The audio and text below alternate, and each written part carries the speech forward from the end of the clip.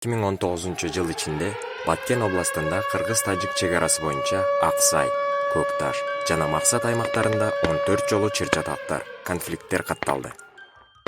Анын ичинде 8 жолкусу куралдуу чыр-чатактар болуп саналат. Конфликттердин негизги чыгуу себеби Кыргызстан менен Тажикстан арасындагы такталбаган жер тилкелери болуп эсептелинет. Эң кейиштүү жагы бул аймактагы тургундар жогорудагыдай чыр-чатактарга даяр эмес экендиги көрүнүп калды. Инсан Лейлек коомдук фондунун элеттик аялдар тынчтык жана коопсуздукту издейт долбоорунун алкагында чек ара аймактардагы куралдуу конфликттер учурунда алдын ала маалымдоо жана аракеттенүү боюнча системалык паспортун иштеп чыкты. Бул долбоор өнөктөштүк үчүн инновация P4I программасынын алкагында ишке ашырылды. Чек аралаш аймактарда жашаган жашоочулардын алдын ала аракеттенүү системасы боюнча сунуш пикирлерге көңүл буруңуз. Биринчи кадам. Эгерде сиз конфликттик аймактарда жашасаңыз, коопсуз шартта болуунун биринчи кадамы бул эвакуацияга даяр болуу.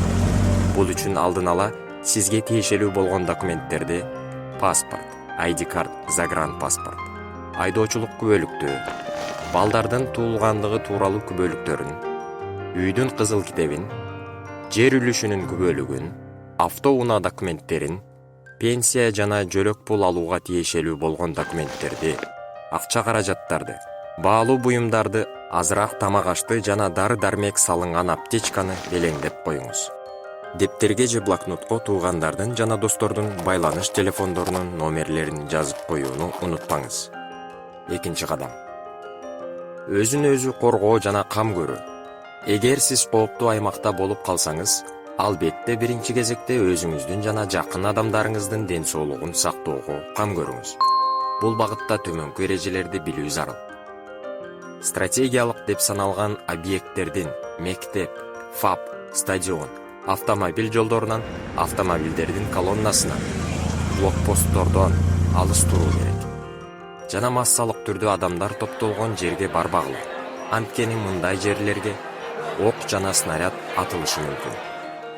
Өзүңүз менен кошо дайыма жеке инсандыгыңызды тастыктаган документти алып жүрүү кажет. Документтердин жоктугу сизге кээ бир маселелерди жаратышы бышык. Конфликттердин ок атышуу кырдаалында башка бир айылдагы туугандарга кетүү чечимине келсеңиз, бул тууралуу маалыматты кошуналарга маалымдап койгонуңуз туура жана жашаган үйдүн эшик терезелерин бекемдеп жабуу керек. Көрүнө турган ачык жерге телефон номерди жазып коюу ашыкчалык кылбайт. Эгер айылдан башка жака барбай турган болгон учурда, үйдөн коопсуз баш калкалоочу бөлмө даярдоо зарыл. Алдын ала суунун, азык-түлүктүн жана отун көмүрдүн запасын да камдоо абзел. Чек ара өтмөктөрүндө, блокпосттордо өзүн өзү алып жүрүү боюнча кеңештер. Чек ара конфликттери учурунда ок атышуу кездешкен кырдаалда бир катар блокпосттор орнотулат жана бул өтмөктөр узак мөөнөткө туруусу мүмкүн. Бул багытта ошол аймактын жашоочулары төмөнкү эрежелерди карманышы зарыл. Транспорт унаасын башкарып бараткан учурда чек ара өтмөк пункттарына, блокпостторго жакындап калганда ылдамдыкты азайтуу менен узакка берилүүчү жарыкты, авариялык чырактарын өчүрүү зарыл. Анткени конфликттик кырдаалда автомобилдин түз берилген жарыгы үчүн эскертүүсүз ок атылышы мүмкүн.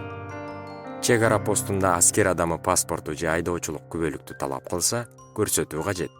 Бирок колуна карматуу шарт эмес. Чек ара өтмөк пункттарында, блокпосттордо сабырдуулукту сактап, сылык жана сый мамиледе болуп, берилген суроолорго так жана таамай жооп берүү зарыл. Чек ара постундагы иш-аракеттерди камерага жана фотоаппаратка тартууга жана телефон менен сүйлөшүүгө тыюу салынат. Колду чөнтөктө жана сумканын ичинде кармоого болбойт. Эгер сизди посттон өткөрбөсө, чыр салууга жол бербеңиз жана токтоосуз түрдө блокпостту кайтарып турган аскер адамдардын айткандарына баш ийүү зарыл. Адамдагы эң баалуу нерсе бул анын өмүрү.